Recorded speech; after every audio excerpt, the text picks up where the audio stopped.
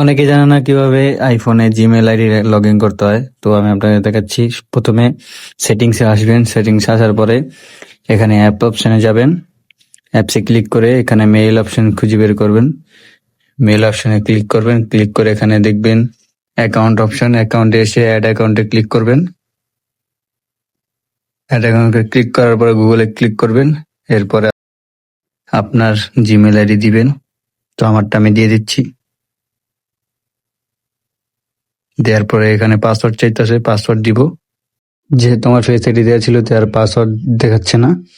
Load নেওয়ার পরে এইরকম একটা ইন্টারফেস আসবে, এখানে কন্টিনিউ এ ক্লিক করবেন। তো নেক্সটে আবার কন্টিনিউতে ক্লিক করবেন। এখন কিছুক্ষণ অপেক্ষা করবেন, সেভ অপশন আসবে। ওই যে উপরে কোনায় সেভ অপশন আসছে, এখানে সেভ করে দিবেন, দ্যাটস ইট। তো আপনারা দেখতেই পাচ্ছেন এখানে আমার জিমেল অ্যাকাউন্টে লগ ইন হয়ে গেছে। তো এভাবে আর কি আইফোনে জিমেল অ্যাকাউন্ট লগ ইন করে। তো যে কোনো আইফোনে আপনারা এইভাবেই জিমেল অ্যাকাউন্ট লগ ইন করে নিতে পারবেন। ধন্যবাদ।